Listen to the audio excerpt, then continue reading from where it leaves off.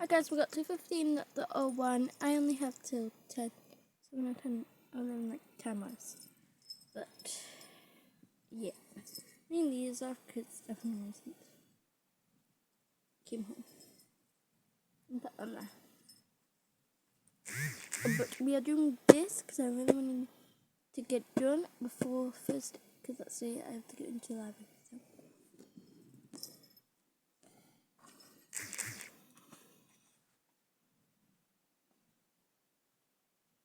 Let me just see what page we're on one of the videos. So we're on page 28. So let's get started.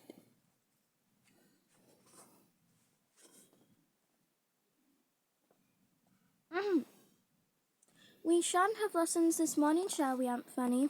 Oh no, said his aunt. You'll be tomorrow. Go for a walk now, all of you. We shan't often get sunny days like this.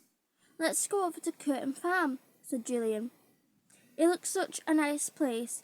Show us the way, George. Right, said George. She whistled to Timothy, and he came bouncing up. The five of them set off together, going down the lane, and then off to a rough road over the common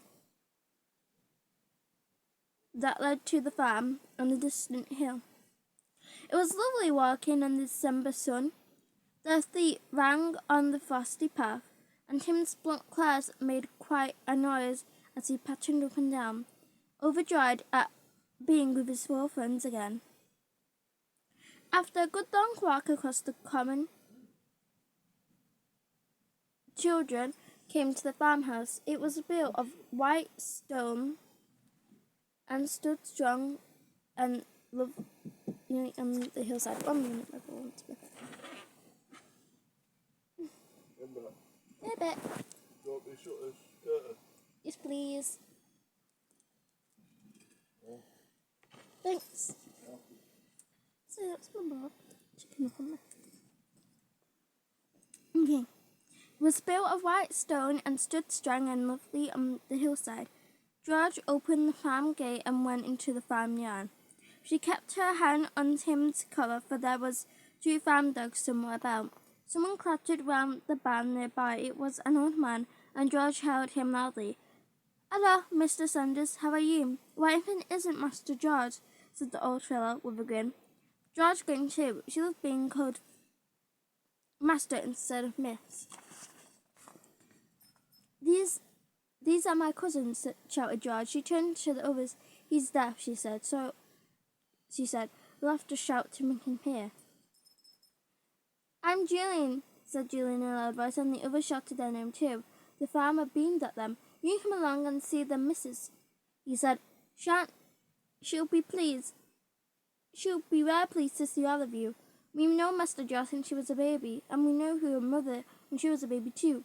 And we knew her granny as well. You must be very, very ill," said Anne. The farmer smiled down at him. "As old as my tongue and a little older than my teeth," he said, chuckling. "Come away in now." Leo went into the big, warm farmhouse kitchen, while the little old woman, as lively as a bummer hen, was bursting about. She was just as pleased to see the 4 children as her husband was. "Why, well now," she said, "I haven't seen you for months, Master George. I did hear that you'd gone away to school." "Yes, I did," said George, "but I'm home for the holidays now."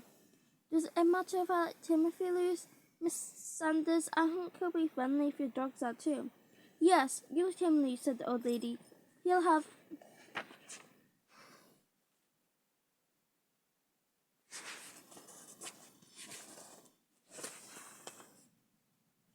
a fine time in the farmyard with Ben and Ricky. Now what shall you like to drink? Hot milk, cocoa, coffee, and I've had some new sharp bread baked yesterday. You shall have some of that. My wife's very busy this week, cooking up all sorts of things," said the old farmer, as his wife bustled off to the larder. "We've company this Christmas. Have you?" said George, surprised, for she knew that the old pair never had any children of their own. "Who's coming? Anyone I know?" "2 artists from London town," said the old farmer. "Wrote and asked us to take them for 3 weeks over Christmas, and offered us good money too. So my old wife's as busy as a bee." "Are they going to paint pictures?" asked Julian, who rather fascinating himself as an artist too. I wonder if I could come and talk to them someday. I'm rather good at pictures myself. They might give me a few hints. You come along whenever you like, said old Miss Sanders, making cocoa in a big jug. She set out a plate of most delicious-looking shortbreads, and the children ate them hungrily. I should think the two artists will be rather lonely down here in the depths of the country at Christmas time, said George. Did he know anyone? They don't know a soul, said Miss Sanders, but the artists can be a particular folk. I've had some here before. They seem to like mooning about all alone. These two would be happy enough, I'll be bound. They should be, with all the good things you're cooking up for them, said her old husband. Well, I must be out after the sheep. Good day to you, young uns. Come again and see us sometime. He went out. Old Miss Sanders chatted on to the children as she bustled about in the kitchen. Timothy ran in and settled down on the rug by the fire. He suddenly saw a tabby cat sticking along the wall, all her hairs on the edge with fear of the strange dog. He gave her a polite whiff and sprang at the cat. She fled out the kitchen into the old panning home. Tim flew after her, taking no notice at George's stern shout. The cat tried to leap on top of an old granddad clock in the hall. With a joyous bark, Tim swung too, hitting himself against a polished panel. And then a most extraordinary thing happened. The panel disappeared, and a dark hole showed in the old wall. George, who had followed Tim out in the hall, gave a loud cry of surprise. Look, Miss Sanders! Come and look! 28 to 31. That's it for our chapter 3. Now on to chapter 4. Let's go. I'm doing practical this as soon as this is I have to put it in. I'll do it now, Annie.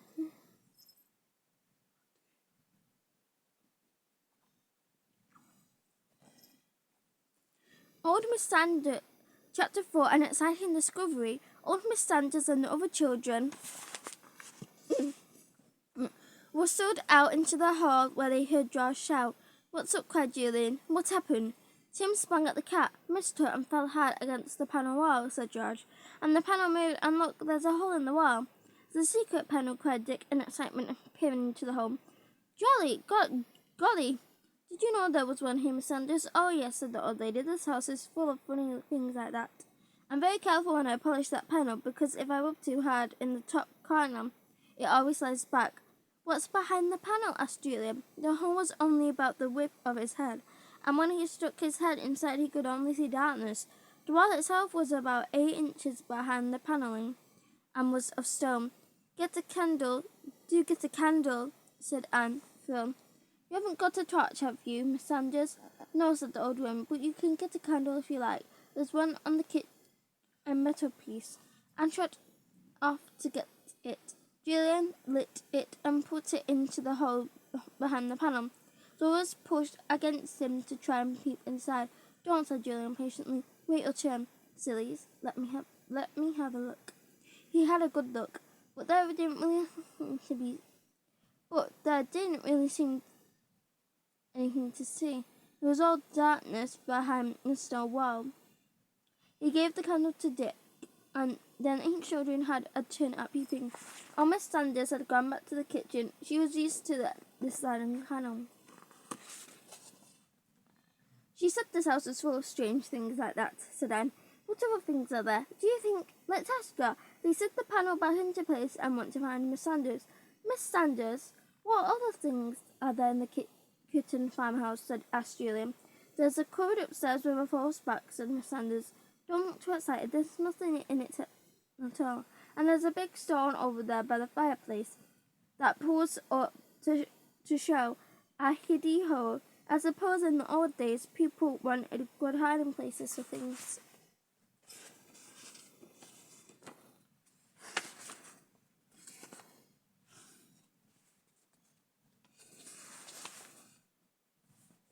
The children ran to the stone she pointed out. It had an iron ring to it and was easily put up. Below was a hollow out piece big enough to take a small box. It was empty now, but all the same it looked exciting. "Where's the cupboard?" asked Julian. "My old legs are too tired to go across the stairs this morning," said the farmer's wife. "We can go up yourselves, up the stairs, down to the right, and go to the second door you see. The cupboard is at the farther end. Open the door and feel about at the bottom till you come across a dent in the wood. Press hard, and the rolls back side into the side."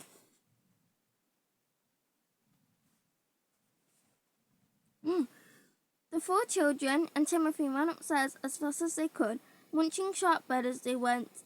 This really was an exciting morning. They found the cupboard and opened the door. All 4 went on hands and knees to press the bottom of the cupboard to find the dented place. "Anne found it. I've got it," she cried. She pressed hard, but her little fingers were not strong enough to work for the machinery of her sliding back. Julian had to help her. There was a creaking noise, and the children saw the floor spark of the cupboard sliding sideways. A big space showed behind, large enough to take a fairly thin man. "A jolly good hiding place," said Julian. "Anyone could hide there, and no one would ever know." "I'll get in and you shoot me up," said Dick. "It would be exciting." He got into the space. Julian slid the back across, and Dick could no longer be seen. "Bit of a tight fit," he called, "and awfully dark. Let me out." The children all took turns at going into the space behind the back of the cupboard and being shut up. Anne didn't like it very much. They went to the warm kitchen again. "It's a most exciting cupboard, Miss Sanders," said Julian. "I do wish we lived in a house like this, full of secrets." That's all I'm going to read and then post this video and then do it again.